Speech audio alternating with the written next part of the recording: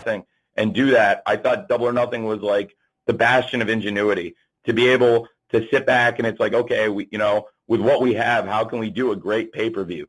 I thought, and I'm sorry, I'll just be honest, we were both operating during the pandemic. I tested everybody coming in. This might be the pull-out quote of the press conference, but I'm going to say it. I thought Double or Nothing kicked the crap out of WrestleMania. It was a much better pay-per-view. We were both operating under difficult circumstances. I think ours, we were fortunate. It was a little bit later in the pandemic, and we had implemented testing, and we're doing testing at that time. But when we did Double or Nothing, we were still the only ones doing testing. So it wasn't like we had a good testing plan at that point. Okay, and what we came out with and did at that point to set up a bubble and do that pay-per-view, I was so proud of it. We've come a long way since Double or Nothing. If you were if you want to see a show with wrestling fans in a packed arena, I can't give that to you right now. But what I can give you, and I've talked a lot about in the last week or two, has been a drive-in movie theater. I know everybody wants to go back to the movies and go see, me, at least I do. I used to go to the movies all the time since I was a kid, and it's one of my releases.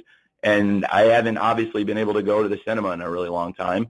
But the drive-in movie is a way to go with your friends and family and feel safe and do the same thing you used to do before, which is go see a new movie together and in a kind of a captive experience where everyone's not going to be in their phones and paying attention to the movie on the big screen. And I can't offer you the cinema, but I can offer you the drive-in movie. And that's how I feel about what we're doing with the live events. And it's one of the great highs for me. And to see the live crowd, Chris Jericho described it as one of the great highs of his 30-year storybook career last week, having that crowd back. We're going to go. We've got a lot of unallocated space we didn't use, but we didn't want to stretch the security personnel.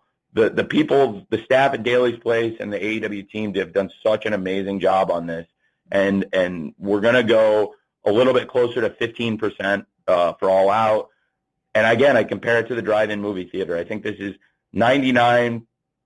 over 99% safer than the experience of packing people into an arena. I think this is the only way to do live event wrestling shows right now is outdoor, socially distanced, seating pods, fans in protective masks, and having people around, not to be a jerk about it, but just to remind people, hey, please don't get out of your pod and go hang out with the people in the other pods, and please keep your mask on when you're not sipping your drink or eating your pretzel, or So we've had that, and this weekend will be, I believe, one of the all-time highs in the company. When you look at the card, which, I think now we can hopefully spend more time talking about, and rather than me giving you this long-winded answer, I'm really excited for it. I think Saturday All Out, it's going to be a lot different than All Out last year, but I wouldn't have it any other way for the situation we're in, the people I'm with.